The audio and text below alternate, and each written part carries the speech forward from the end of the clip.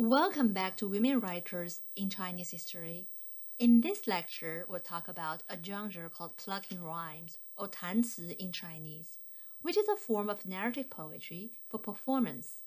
From the mid-18th to the mid-19th century, a number of women writers from the Jiangnan area tried their hands at this sophisticated literary and performative genre and produced works of incredible length. Plucking rhymes is somewhat similar to the chantefable in medieval French literature in the sense that the genre combined narrating and singing. In the Chinese tradition, it belongs to the larger performance repertoire called 说唱文学, literature for narrating and singing, or prosymmetrical narratives.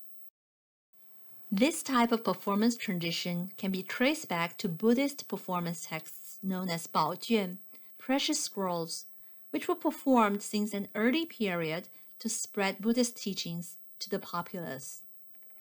Later, these prosymmetrical narratives continued to feature religious topics, but they were also performed for secular entertainment and may include a variety of subjects such as historical legends or love stories. During the Ming and the Qing dynasties, the performance of prosymmetrical narratives was quite popular among female audience from wealthy households.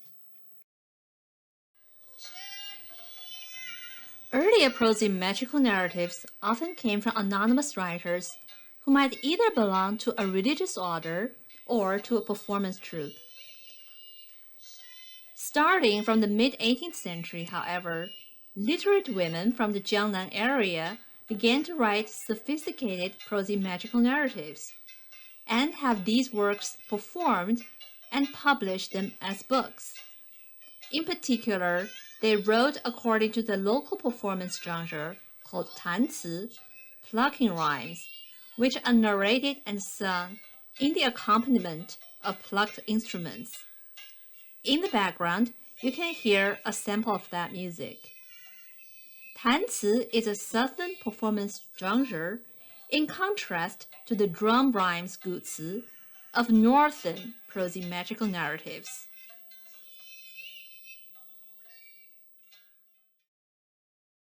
For plucking rhymes, their typical accompaniment instruments include the pipa, the lute, which I have introduced earlier as the most common instrument among female entertainers in traditional China. Another instrument often used in these performances is a type of three-stringed lute that's similar to the Japanese shamisen.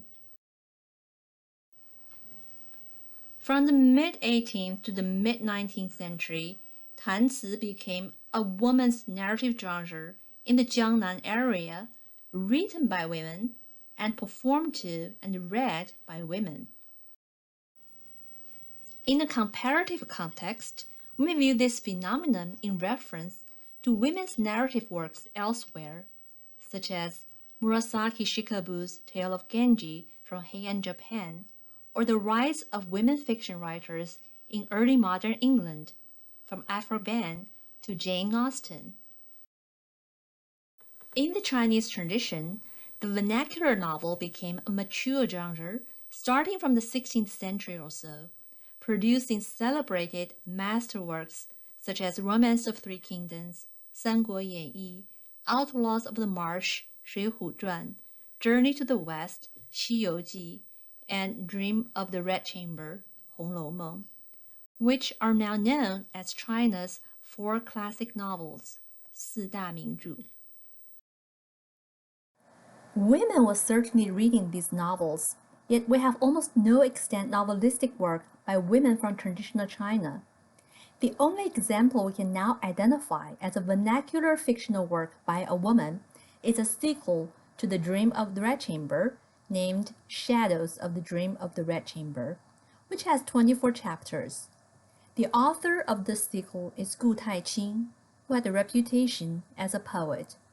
The sequel enjoyed some success in the book market of the time, but is little known today. Perhaps some other women had written vernacular novels, but they were not preserved.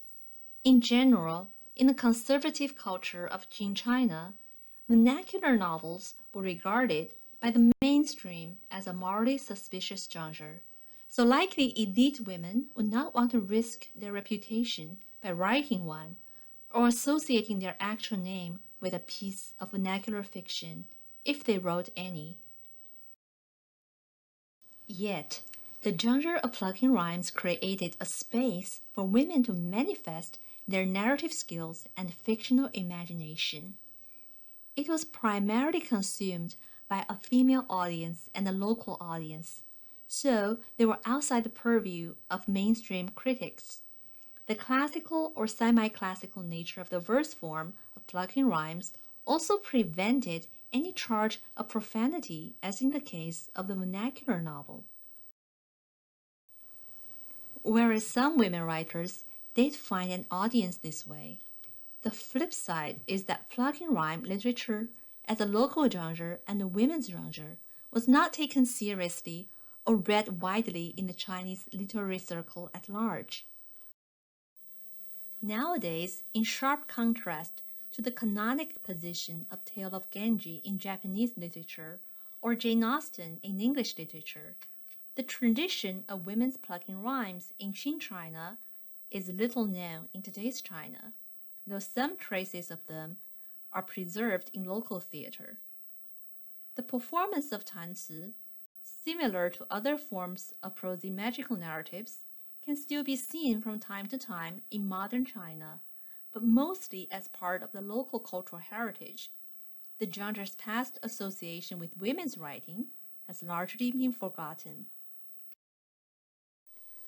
With these frameworks in mind, let's look at some representative works of women's plugging rhymes. The first thing we should note that these texts are very long, sometimes even longer than classical vernacular novels that have 100 chapters or more. The longest plugging rhyme text seems to be Li Guiyu's Pomegranate Blossom Dream Liu Hua Meng, which has 360 chapters and almost 5 million characters. In modern print, that's 10 books of more than 600 pages in each page including 100 lines of verse. With this extraordinary length, these stories usually follow a complicated plot with many twists and turns, in many ways resembling soap operas today. Clearly, it's impossible for us to read even a fraction of existing women's plugging rhyme texts in the context of this class. Red Brush contains synopses and excerpts from about 6 different texts of women's plugging rhymes. What's interesting is that almost all these texts features some plot that involves the heroines cross-dressing as a man. This theme is especially prominent in the best-known work of these plugging rhyme texts, Chen Duansheng's Karmic Bonds of Reincarnation, 再生缘. The lecture below will focus on this work. In the earlier lecture, we have seen cross-dressing as a common motif in plays written by women. In these plays, the heroine's male identities or aspirations are often treated as a sort of dream vision. In the plugging rhymes texts, Karmic Bonds of Reincarnation, by the unfolding of a complex fictional plot, the heroine Meng Lijun actually wins the top rank of civil examinations in her male disguise. This plot mirrors the earlier story of Huang Chonggu, which we have introduced in previous lectures. In this past legend, Huang Chonggu almost became the prime minister's son-in-law after her examination success and had to disclose her female identity in the end. In Karmic Bonds of Reincarnation, the heroine Meng Lijun becomes a high official herself after her civil examination success and adamantly refuses to return to her female identity.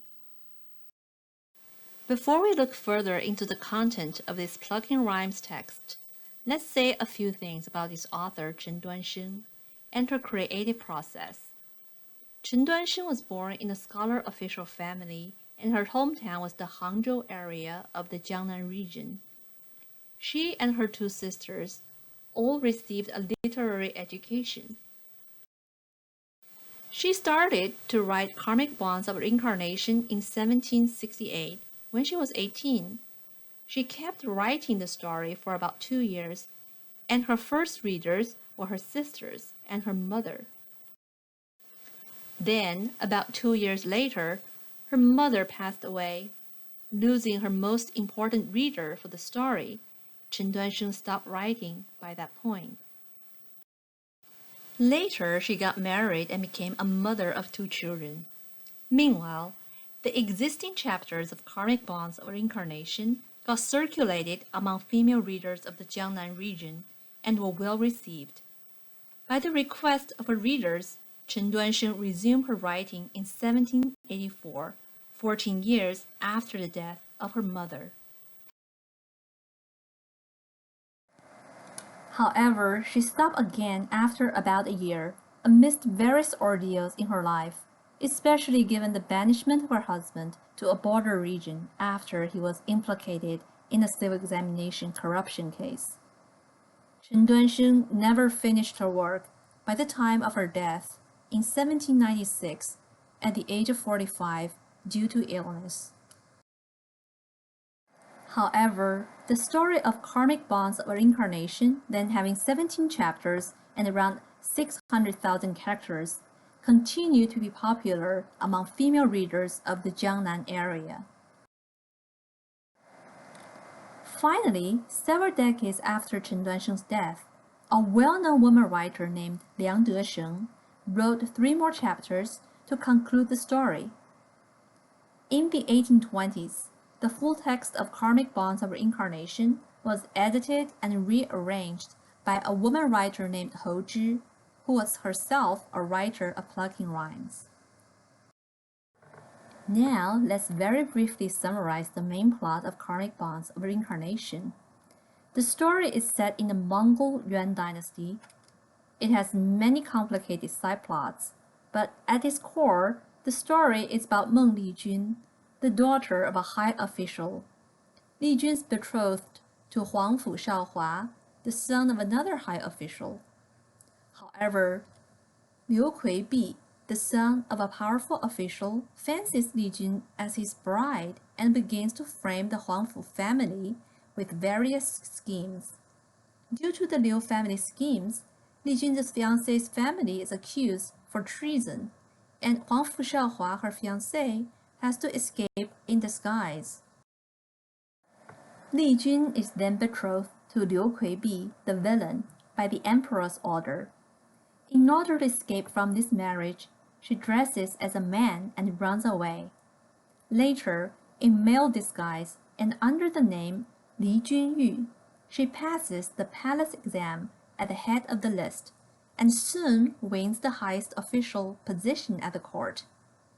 What's interesting is that she becomes the supervisor of a military examination, and her former fiancé Huangfu Shaohua happens to participate in this exam under a different name and ends up winning the top rank. From this point on, Karmic Bonds of Reincarnation enters an interesting narrative arc in which Meng Lijun serves in the imperial court along with her father, elder brother, and her former fiancé Huangfu Shaohua. But she refuses to disclose her identity to them. Much of the suspense of the narrative then arises from her father and her fiancé's questioning whether she or he is actually Li Jun. Finally, Li Jun's true identity is exposed after she gets drunk, and when others remove her shoes to reveal her bound feet, the evidence that she is actually a woman. After learning about Li Jun's female identity, the emperor presses her to be his consort. Chen Duansheng's original story stops here. In the sequel provided by Liang Desheng decades later, the story has a happy ending according to the common convention of traditional theater. The Empress Dowager adopts Meng Lijun as a daughter, and the heroine hence becomes a princess. She and her fiancé get married, and the play thus ends happily. The conclusion of the play, as supplied by the later woman writer Liang Desheng, is very conventional and returns to a male-centered cultural perspective. Other than marrying Li Jun as his main wife, Huang Fu Shaohua, the heroine's fiancé, also marries her best friend and confidant throughout the play, Su Yingxue, as his concubine.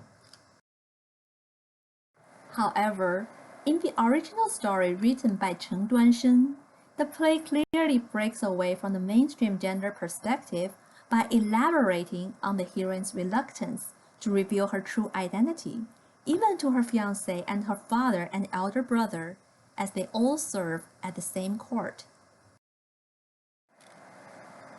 Moreover, after her parents finally find out when she visits her mother, who has come down with a sickness, she thus speaks to her family members in private and asks them to keep her identity a secret. I may be a girl in skirts, her hair fastened down with pins, but at this moment I stand before the steps of the throne. This boundless favor binds me for a myriad generations. My rank none other than one of the 3 prime ministers. Why should it be so urgent that I marry a husband? Why should I care for the title and the rank of a princess main wife, a royal consort? What is more, the official salary of a prime minister is as high as the sky and fully capable of taking care of myself.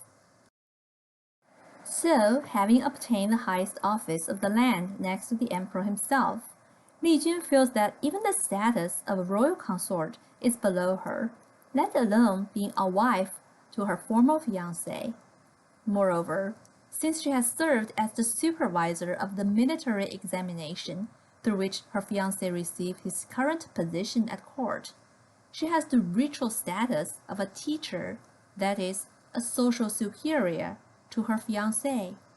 According to the Confucian ritual order, it's inconceivable that a teacher and a student should become husband and wife, as she thus states to her family. Now, father and mother, dear sister-in-law and elder brother, just try to remember whether from ancient times to the present there ever has been a teacher who ended up married to one of his students. I'm quite sure that such a thing has never yet been seen. Why should I be willing to become the old-time laughingstock of the whole wide world? These remarks indicate how much Meng Lijun relishes the superior social and ritual position coming with her male identity. Once becoming a woman and a wife, she will inevitably become her husband's subordinate, a transition that is absurd since she has already established a position superior to him. Even though the story, as we have now, ends rather conventionally, the presence of arguments of this kind in the earlier part of the narrative reveals a sharp difference between the image of Meng Lijun and earlier cross-dressing heroines such as Mulan and Zhu Yingtai, who give up their male identities so readily for family or for love. Karmic Bonds of Reincarnation remain a very popular work up to the early 20th century, and his story has been adapted by various traditional local theaters. In the opinion of some 20th century critics, the literary achievement of the work is comparable to that of the classic novel Dream of the Red Chamber, which has been celebrated as China's greatest narrative masterwork. However, like other narrative works of women's plucking rhymes, Karmic Bonds of Reincarnation is little known in today's China. To revisit this text is thus to rediscover yet another forgotten chapter in the history of Chinese women writers. As to the gender perspective expressed by Karmic Bonds of Reincarnation, the author of Red Brush thus comment: Karmic Bonds of Reincarnation is not a feminist work in the modern sense of the word. While Meng Lijun as prime minister easily outperforms her male counterparts, she does not advocate a fundamental change of system. If Chen Duansheng's work subverts the system, it does so in a more subtle way, reveling in a reversal of sexual and social identities.